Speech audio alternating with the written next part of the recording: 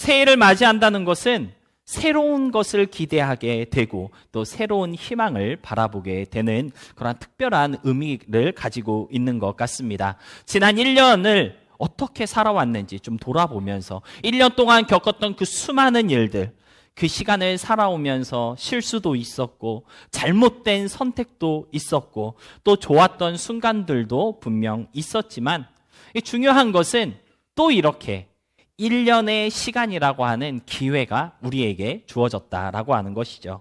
그래서 다시 도전할 수 있고 다시 노력할 수 있는 기회가 주어졌다는 것이 바로 이 새해가 우리에게 주는 어떤 그런 의미이기 때문에 새해는 우리에게 늘 희망이 되고 또 기대가 되고 있는 것 같습니다. 그렇지만 동시에 기쁨과 소망만 있는 게 아니라 무엇도 있습니까? 불안도 있고 또 두려움도 가지게 되는 것 같은데요.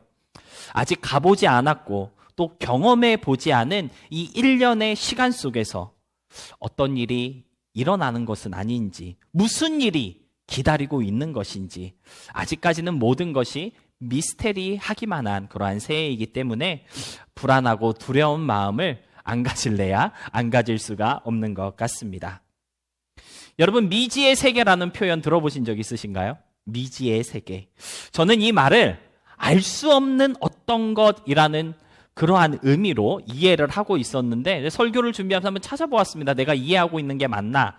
그랬더니 미지의 세계라고 하는 것은 알 수 없는 것을 표현하는 단어가 아니라 아직 알지 못하는 것을 표현하는 말이다라고 그렇게 어떤 분이 설명을 해주고 있더라고요. 여러분, 알 수 없다는 것과 아직 알지 못한다는 것은 분명히 다른 그러한 표현일 텐데요. 2025년은 알 수 없는 한 해가 아니라 아직 알지 못하는 그러한 한 해인 것이죠. 하루하루를 살아가면서 경험하게 될 아직 잘 모르는 그러한 세계가 저와 여러분의 2025년이다라고 말할 수 있습니다. 다만 아직 잘 모르기 때문에 그래서 조금 불안하고 그래서 조금 걱정스럽고 조금은 머뭇거리는 걸음으로 걸어가게 될 그러한 미지의 세계다라고 우리가 생각해 볼 수 있을 것 같은데요. 그래서 새해를 시작하는 우리에게 그러한 마음이 있는 것 같습니다. 기대로 또 소망으로 뭔가 좀 즐겁고 신나는 마음도 분명히 우리 가운데 있지만 한편으로는 염려와 고민의 마음도 있을 수 있다라고 하는 것이죠.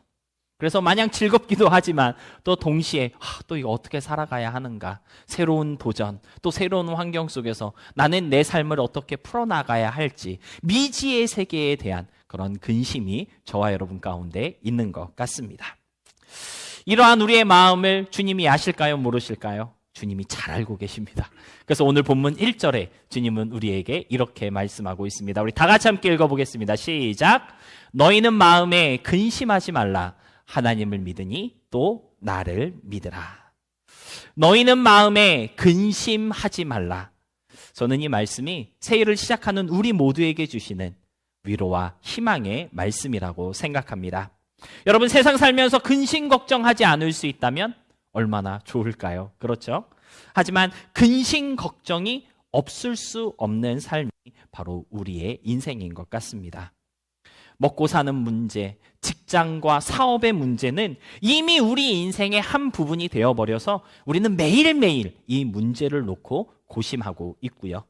공부하는 학생들은요, 우리가 볼 때는 정말 아무 근심 걱정 없는 것 같아서 이렇게 좀 학교 졸업하고 직장 생활 하다 보면 늘 우리 머리 가운데 그런 생각도 들잖아요. 너네처럼 공부만 했으면 좋겠다. 그런 생각이 들지만 공부하는 학생들에게도요, 배우고 익히는 그 과정에서 오는 어떠한 피로함과 그리고 불안감으로 인한 그러한 걱정이 있다라고 하는 것이죠. 졸업을 앞둔 청년들도 그렇겠지만 취업에 대한 고민으로 근심하지 않을 수 없는 그러한 새해를 맞이하는 사람들도 분명 있을 것입니다. 근심과 걱정을 떨쳐낼 수 없는 우리의 인생을 향해 주님은 마음에 근심하지 말라라고 위로해주고 계신 것입니다. 사랑하는 성도 여러분, 2025년 새해를 시작하며 마음에 근심하지 말라 하신 이 음성을 꼭 들으셨으면 좋겠습니다. 여러분의 마음속에 이 말씀을 새겨 넣으시기 바랍니다. 여러분, 근심과 걱정이 많아지면요, 삶이 무기력해지고 심하면 무너질 수도 있습니다. 인생의 의미를 놓치게 될 수도 있고요. 자포자기하는 그러한 일이 일어날 수도 있는데요. 하지만 근심하지 말라 하신 이 말씀을 우리가 기억할 수 있다면 그 모든 상황 속에서도 다시 일어날 수 있고 다시 힘을 얻을 수 있게 될 줄로 믿습니다. 왜냐하면 오늘 본문에서 근심하지 말라라고 하신 이 말씀은요, 돌려 얘기하면 근심하지 않아도 된다, 또는 근심할 필요가 없다라고 하는 약속의 말씀이기 때문입니다. 여러분, 본문 1절을 가만히 보시면요, 그냥 근심하지 마라고 이렇게 말씀하신 것이 아니라는 것을 발견할 수 있는데요. 하나님을 믿으니 또 나를 믿으라 강하게 어필하시면서 말씀하신 것을 볼 수 있습니다. 이것은요, 야, 내가 있으니까 근심하지 말아라, 내가 너와 함께 있을 테니 나만 믿어, 그러한 약속이라는 것입니다. 아무 근거도 없고 방법도 없이 야, 왜 근심해? 근심할 필요 없어, 근심하지 마, 그냥 이렇게 말씀하신 것이 아니라 내가 있는데 왜 걱정하니? 근심할 필요 없고 나만 믿고 따라와.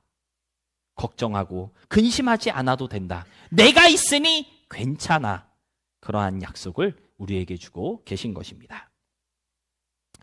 2025년이 아직 미지의 세계이지만 나 혼자 걸어가는 인생의 길이라면 근심과 걱정이 있을 수밖에 없습니다. 하지만 주님이 함께 하시는 2025년이기 때문에 근심하지 않아도 되고요, 걱정할 필요가 없다는 것을 기억하셨으면 좋겠습니다. 그런데 근심하지 말라 하신 예수님의 이 음성과 약속은 우리에게만 주신 약속이 아니라는 것입니다. 이 말씀은요, 세상 모든 사람들이 다 필요로 하는 말씀이라는 것을 저와 여러분이 알았으면 좋겠는데요. 혹시 이 자리에 아직 나는 주님을 그렇게까지 믿지 못해요, 의지하지 못합니다 라고 생각하시는 분이 있다 할지라도 그분에게도 주님이 주시는 말씀이라고 우리는 생각해 볼 수 있다라고 하는 것입니다. 여러분, 한국에 예람 워십이라고 하는 찬양팀이 있는데요, 요즘 젊은 아이들 사이에서 되게 인기가 많은 그러한 찬양팀입니다. 근데 이 찬양팀이 지난 가을에 진짜 이상한 찬양을 하나 발표를 한 적이 있었습니다. 직접적인 신앙적인 표현은 없지만 어떤 공감과 위로를 주는 그러한 가사, 친근한 멜로디로 정말 많은 사람들의 마음을 사로잡았던 그러한 노래를 이 예람 워십이 지난 가을에 발표를 했는데요. 이 찬양을 들은 많은 사람들이 어떤 반응이었냐면, 나는 무교인데 위로를 받고 갑니다. 심지어 어떤 분은 나는 불교이지만 이 찬양 너무 좋은데요, 뭐 이렇게 댓글을 달 정도로 정말 안 믿는 사람들에게 은혜 주는 찬양으으로 유명세를 탄 그러한 노래가 하나 있었습니다. 그 찬양의 제목은 혼자 걷지 않을 거예요 라고 하는 찬양이었는데요, 사실 이 노래가 찬양인지 아닌지에 대한 논란이 많이 있었고요, 특별히 예배 중에 부를 수 있는 노래인가에 대한 그런 어떤 이슈로 한국 사회가 조금 시끄러웠던 그러한 적도 있었습니다. 그런데 제가 주목했던 것은 믿지 않는 사람들이 이 노래에 공감하였다는 것입니다. 노래의 가사가 이렇습니다. 제가 준비해 보았는데 한번 읽어보겠습니다. 그대 폭풍 속을 걷고 있을 때, 비바람을 마주해야 할 때, 불빛조차 보이지 않아도 그대 혼자 걷지 않을 거예요. 두려움 앞에서 하늘을 보아요. 외로운 그대여 걱정 마요. 꿈꾸는 그 길을 또 걷고 걸어요. 그대 혼자 걷지 않을 거예요. 제가 처음에 이 노래를 들었을 때 멜로디도 너무 좋고 가사도 너무 좋다, 이거 그냥 일반 가요로 발표해도 사람들한테 인기 있겠다라고 생각했는데, 실제로 이 노래가 카카오 그 어떤 음원 차트 20위까지 올라간 그러한 경적이 있는 노래라고 합니다. 가사를 가만히 보시면 신앙적인 표현이라던가 하나님에 대한 믿음을 노래하는 그러한 찬양은 분명 아닌 것 같습니다. 그런데 기독교 신앙을 가진 우리들이 볼 때 이 가사가 무엇을 의미하는지, 무엇을 노래하고 있는지 우리는 금방 공감할 수 있을 것 같습니다. 그렇지 않습니까? 그런데 신기한 것은 믿지 않는 사람들도 이 노래와 가사에 공감하였다는 것이죠. 왜 공감하였을까? 공감할 수 있었던 이유는 무엇인지 주목해 볼 필요가 있다라는 것입니다. 믿지 않는 사람들, 임마누엘, 하나님이 우리와 함께 하신다라고 하는 그 신앙이 없는 비기독교인들, 심지어 불교에 몸을 담고 있는 사람들까지 이 노래에 공감을 하며 이 노래를 좋아했던 이유는 과연 무엇이었을까요? 저는요, 그들도 누군가 나와 함께 하여 주기를 기대하며 또 기다리고 있기 때문이라고 그렇게 생각이 되었습니다. 그리고 더 나아가서 그들이 믿고 지향하는 그들의 어떤 신앙과 종교가 그들의 그런 기대를 만족시켜주지 못하였기 때문에 이 노래가 그들에게 그렇게 위로가 된 것이 아니었는가라고 우리가 생각해 볼 수 있다라는 것이죠. 폭풍 속을 걷는 듯한 인생, 비바람을 마주하며 불빛조차 없는 두려움으로 가득한 이 삶 속에서 근심과 걱정, 외로움으로 고군분투하는 나를 붙잡아주고 나를 위로하며 또 나를 지켜줄 수 있는 그런 어떤 존재에 대한 희망, 그것이 많은 사람들이 이 노래를 좋아하며 같이 공감하게 된 어떤 힘이다라고 볼 수 있다는 것입니다. 다시 말해 임마누엘로 우리의 삶에 함께 하시는 그 하나님을 믿음이 없는 사람들, 아직 신앙을 갖지 못한 그 사람들도 기대하고 있다라고 하는 것이고요. 심지어 예수님을 부인하고 거부하는 그 사람들에게도 그들이 인정하건 인정하지 않건 주님은 그들의 삶을 위로하시고 근심하는 그들에게 힘이 되어 주실 수 있는 유일하신 존재라는 것을 그들도 어쩌면 무언중에 알고 있고 또 나도 모르는 사이에 어느 정도 인정하고 있기 때문에 그런 예수를 기다리며 또 기대하고 있다라고 하는 것을 이 노래에 대한 대중의 반응에서 발견하게 되는 것 같습니다. 그래서 너희는 마음에 근심하지 말라, 하나님을 믿으니 또 나를 믿으라 라고 하는 오늘 이 본문의 말씀은요, 예수 그리스도를 나의 구주로 고백하며 주님을 사랑한다고 말하는 우리에게 주시는 약속인 것은 너무나도 분명한 사실이지만 더 나아가 아직 예수님을 알지 못하는 사람들, 아직 주님에 대한 확고한 신앙이 없는 사람들, 더 나아가 그를 외면하고 거부하는 그 사람들에게도 주시는 약속이라는 것을 여러분 좀 아셨으면 좋겠습니다. 오늘 예배로 주님 앞에 나오면서 아무 생각 없이 그저 습관에 따라 교회로 나오신 분들도 어쩌면 있을 수 있습니다. 그런데요, 그런 여러분을 향해서도 주님은 말씀하고 계시다라고 하는 것이죠. 근심하지 마. 내가 너와 함께 걸어갈 것이다. 주님의 그 음성을 여러분에게 주시는 약속으로 받아가는 이 예배가 될 수 있었으면 좋겠습니다. 2025년을 시작하면서 근심 없는 새해를 소망하는 우리가 놓치지 말아야 하는 것은요, 예수님은 우리의 소망일 뿐만 아니라 다른 사람들의 소망, 특히나 아직 믿음 안에 들어와 있지 않는 사람들, 예수님을 거부하고 외면하며 예수님에게서 멀어진 그 사람들의 소망이라는 것도 우리가 잊지 않을 수 있었으면 좋겠습니다. 아마도 그런 의미에서 오늘 본문 6절은 우리에게 이렇게 말씀하고 계신 것 같은데요. 우리 함께 읽어보도록 하겠습니다. 예수께서 이르시되 내가 곧 길이요 진리요 생명이니 나로 말미암지 않고는 아버지께로 올 자가 없느니라. 예수님은 우리의 길이 되시고요, 진리요 생명 되신 주님이시지만 뿐만 아니라 세상 모든 사람들의 길이 되시고 진리고 생명이시라고 오늘 성경은 말씀하고 있습니다. 그러기 때문에 길 되신 예수님을 기억하며 그 예수님을 믿고 의지하며 따라가는 우리가 되어야 하겠지만 뿐만 아니라 길 되신 예수님을 전하는 새해, 길이신 예수님을 알려주는 우리의 2025년. 그래서 정말 많은 사람들이 주님 안에서 죄에서의 자유를 누리며 인생이 위로받게 되는 그러한 역사를 위한 이 한 해가 될 수 있었으면 좋겠습니다. 그래서 오늘 첫 주일 예배로 하나님 앞에 모였을 때 저는 여러분과 함께 길 대신 예수님에 대해서 함께 생각해 보기를 원하는데요. 먼저는 구원의 길이 되시는 예수님에 대해서 함께 생각해 보도록 하겠습니다. 앞에서 우리는 근심과 걱정 속에서 우리의 위로 되시고 소망 되시는 예수님에 대해서 간단하게 생각해 봤는데요. 그런데 예수님이 정말 우리에게, 우리의 인생 속에서 너무나도 중요한 분이신 이유는 무엇일까요? 예수님만이 유일한 구원의 길이 되시기 때문입니다. 본문 6절에서 예수님은 내가 곧 길이요 진리요 생명이라고 선포하셨는데요. 이것은 예수님이 곧 생명의 길이 되신다는 사실을 알려주고 있는 것입니다.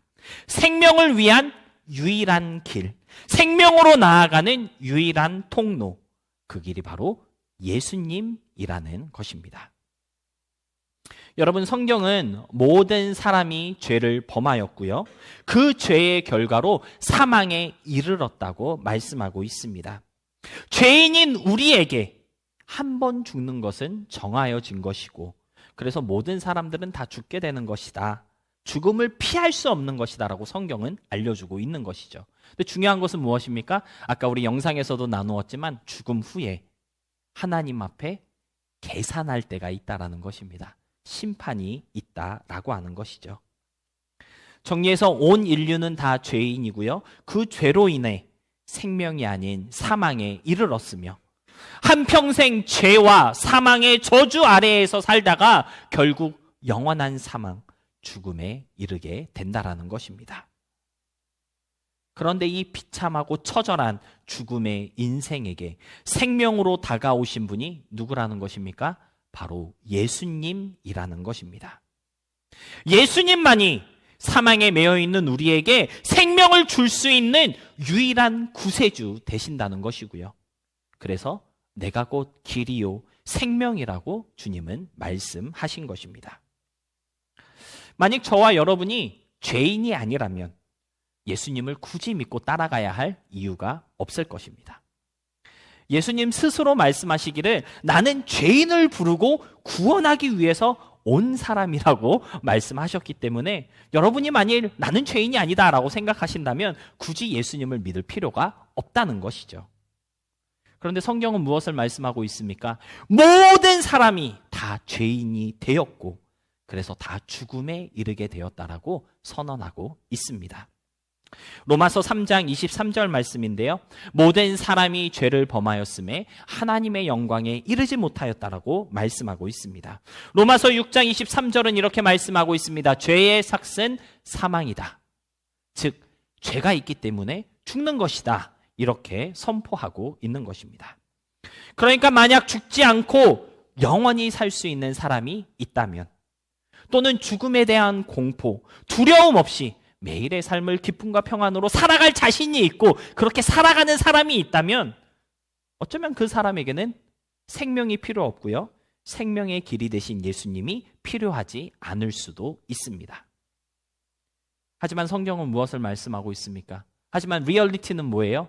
죽지 않을 사람이 하나도 없다라는 것이고요.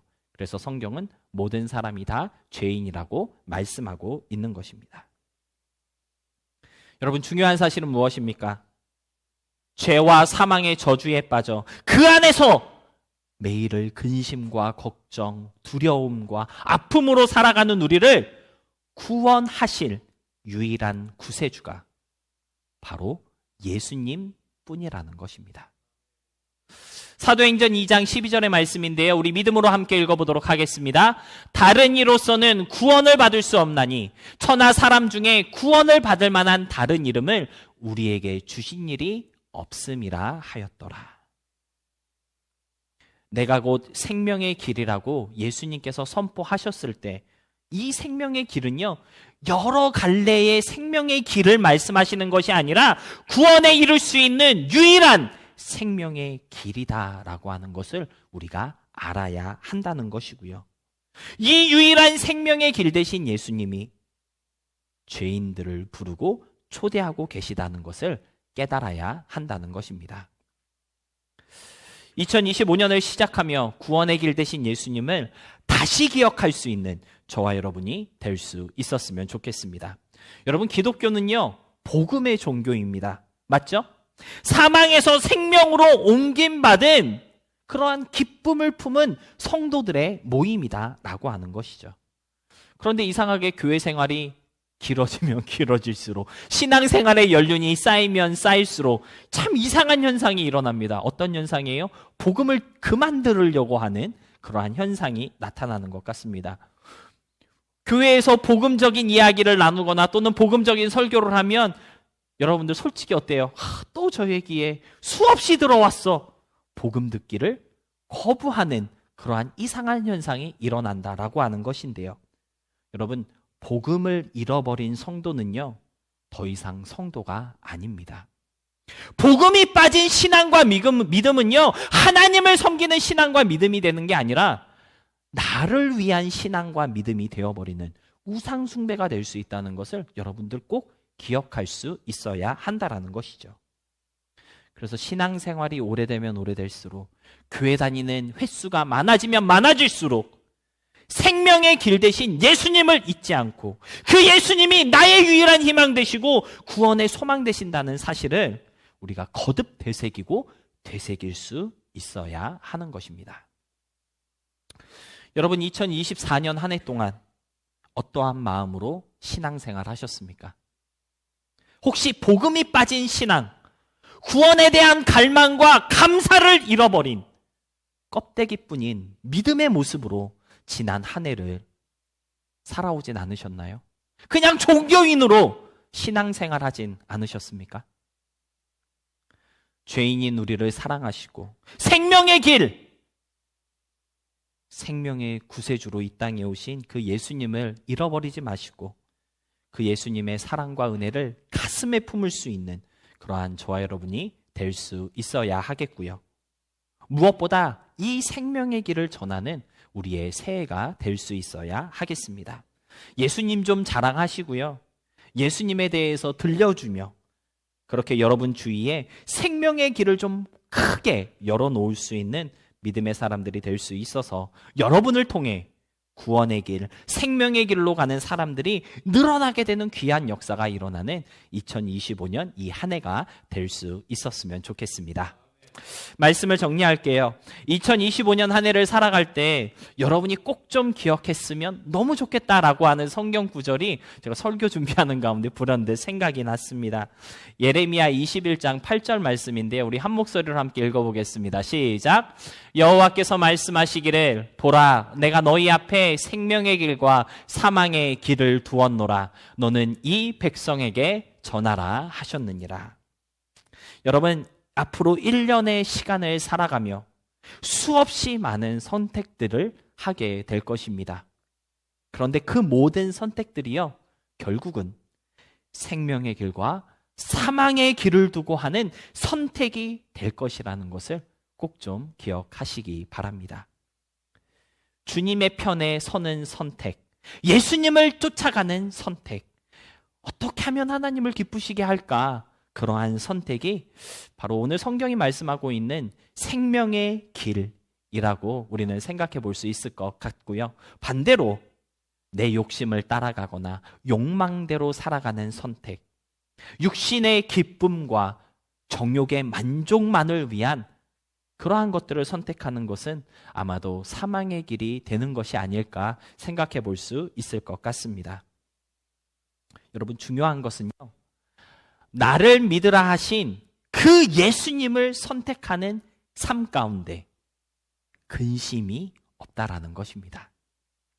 마음에 근심하지 말라. 하나님을 믿으니 또 나를 믿으라 하신 그 예수님을 꼭 좀 기억하시고 주님을 선택하고 그 생명의 길로 나아가는 저와 여러분, 우리 모두의 새해가 될 수 있었으면 좋겠고요. 그러므로 말미암아 2025년 한 해 동안 정말 예수님이 생명의 길이 되시고 평안과 기쁨의 유일한 길이 되시며 무엇보다 우리 영혼의 소망과 참된 위로가 되신다는 사실을 좀 많이 경험하시고 또 그 사실을 많은 이들에게 보여주고 증거하는 삶을 살게 되는 그런 우리 모두가 될 수 있기를 진심으로 소망하며 축복합니다.